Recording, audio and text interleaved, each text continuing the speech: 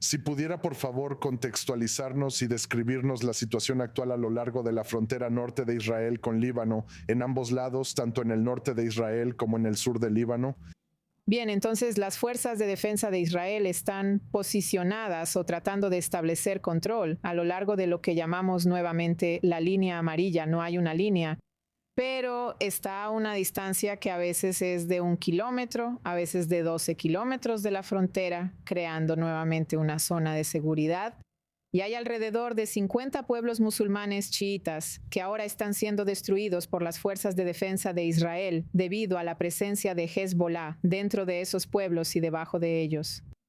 Eso significa que hay interacción diaria, combates, enfrentamientos entre las partes, mientras que la principal amenaza de Hezbollah son los FPVS, que son pequeños drones que a veces se lanzan desde una distancia lejana, ni siquiera dentro de la línea amarilla.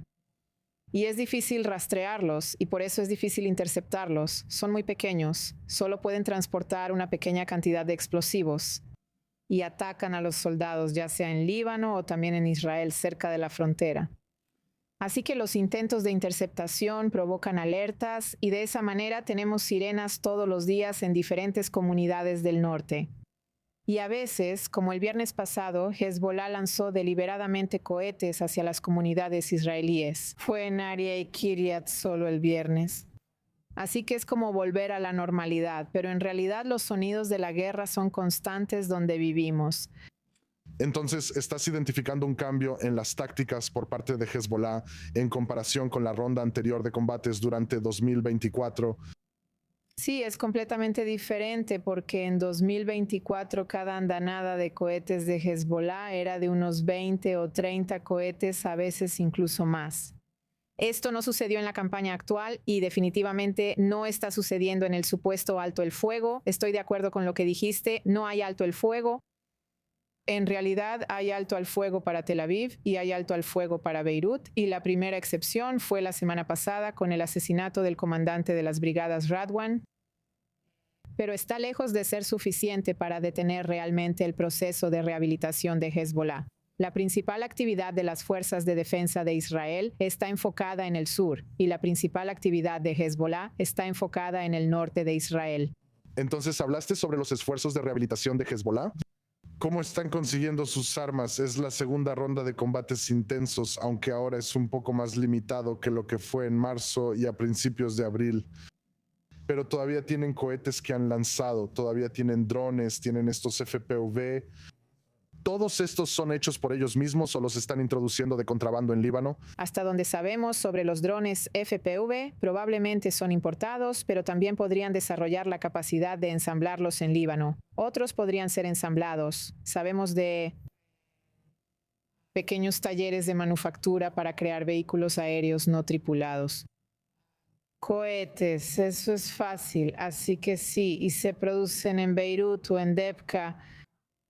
En cuanto a los importados, la industria del contrabando desde Siria sigue en marcha, aunque el gobierno sirio está incautando parte de ello. Pero hay contrabandistas en el terreno que lo hacen por dinero. Y ten en cuenta que la frontera entre Siria y Líbano no está amurallada ni cercada, y depende del terreno. Si un camión puede cruzar las colinas y los valles, entonces si hay un camino es posible.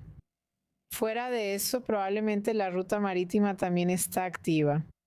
La pregunta es sobre el aeropuerto Hariri, ya que no hay vuelos iraníes aterrizando allí regularmente como antes, solo diplomáticos, y tal vez ellos también traen algo de eso.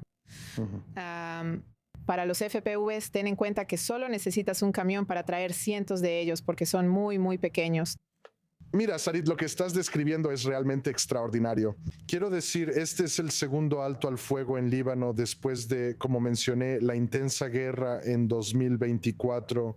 En ese entonces, Israel al final de todo dijo que había degradado significativamente las capacidades de Hezbollah. El 80% de su arsenal de cohetes fue destruido, la mayoría en un solo día, en una sola operación, Flechas del Norte. ¿Cómo explicas que pudieran actuar así? Aún así, tal vez no 30 cohetes por andanada, pero hubo días en que lanzaron docenas de cohetes a las comunidades de la frontera norte. Entonces te sorprendió que aún así pudieran actuar de la manera en que lo hicieron. Y de nuevo, ¿cómo explicas eso? Mira, todo se trata de matemáticas. Si ves los números, antes, en 2023, Hezbollah tenía 75,000 cohetes. Solo estoy hablando de los cohetes ahora, ¿de acuerdo? No estoy incluyendo morteros, ni drones o UAVs de distintos alcances hacia Israel, y algunos de ellos eran misiles guiados de precisión, 75,000, una degradación de aproximadamente el 80%. Eso nos deja con alrededor de 20,000.